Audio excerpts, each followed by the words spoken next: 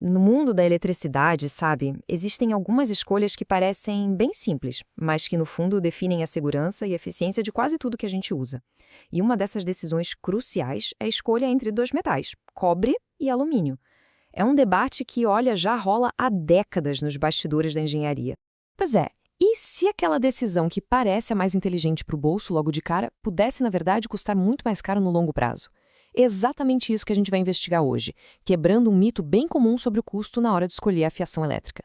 De um lado, temos o cobre, super conhecido pela sua confiabilidade, mas com um custo inicial mais salgado. Do outro, o alumínio, que é mais abundante e chega com um preço bem mais atraente. Para muita gente, a escolha parece óbvia, né? É só olhar o preço na etiqueta. Mas isso, pessoal, é só a pontinha do iceberg.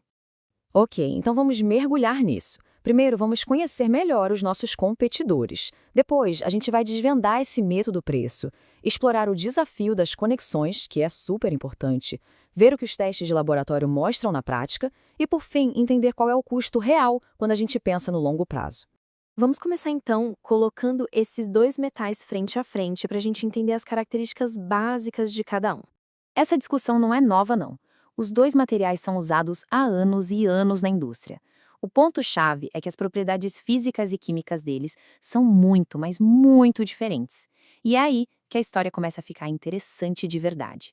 A decisão não pode se basear só no preço de compra do cabo.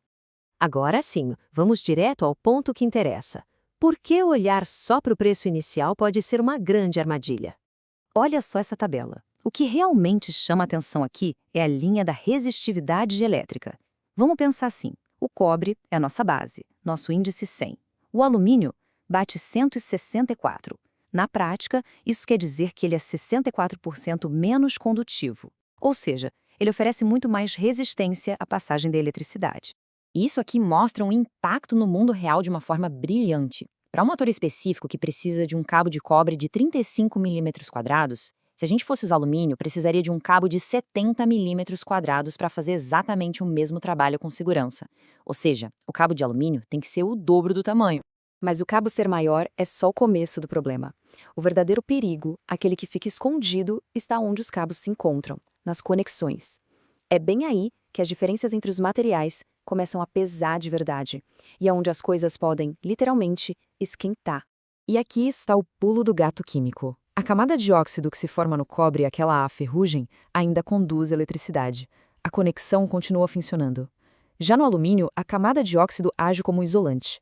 Ela cria uma barreira invisível que dificulta a passagem da corrente, gera calor e pode levar a falhas bem sérias. Então, o que acontece é um ciclo de falha. Pensa comigo.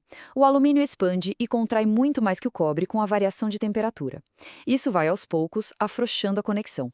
Nesse espacinho que se cria, a camada de óxido isolante se forma. Isso aumenta a resistência, o que gera mais calor. E mais calor faz o quê? Causa mais expansão, afrouxando ainda mais a conexão. Vira uma espiral bem perigosa. Mas isso tudo não é só teoria, não.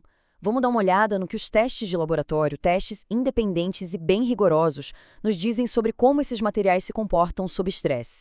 Olha só, uma série de pesquisas feitas pelos laboratórios da PowerTech lá no Canadá, ao longo de mais de uma década, chegou repetidamente à mesmíssima conclusão. Seja em testes de corrosão, de ciclos de corrente ou de fluência do metal, que é a tendência do material de se deformar sob estresse, o cobre sempre, consistentemente, se saiu melhor que o alumínio em termos de confiabilidade e segurança. 40%. É um número bem impactante, né? Mas o que será que ele representa? Esse foi o resultado de um dos testes da PowerTech. 4 em cada 10 conexões feitas só com alumínio falharam quando colocadas em condições de corrosão acelerada.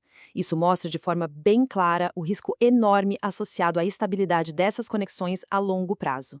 E tudo isso nos leva à nossa conclusão. Para entender o verdadeiro custo, a gente precisa parar de olhar só para o preço de compra e começar a ter uma visão muito mais ampla.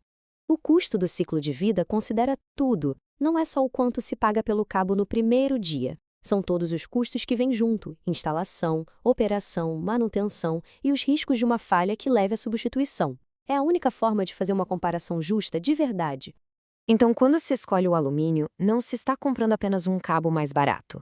O pacote inclui a necessidade de cabos maiores, conectores especiais que são mais caros, mais espaço para instalação, mais tempo de mão de obra e, o mais importante, um risco maior de falha e a necessidade constante de inspeção para evitar problemas. Isso nos traz de volta à nossa pergunta inicial. Ao somar todos esses custos ocultos, os riscos e a necessidade de manutenção, aquela economia inicial do alumínio meio que desaparece, levantando uma questão super importante. No final das contas, qual material acaba sendo a escolha mais cara?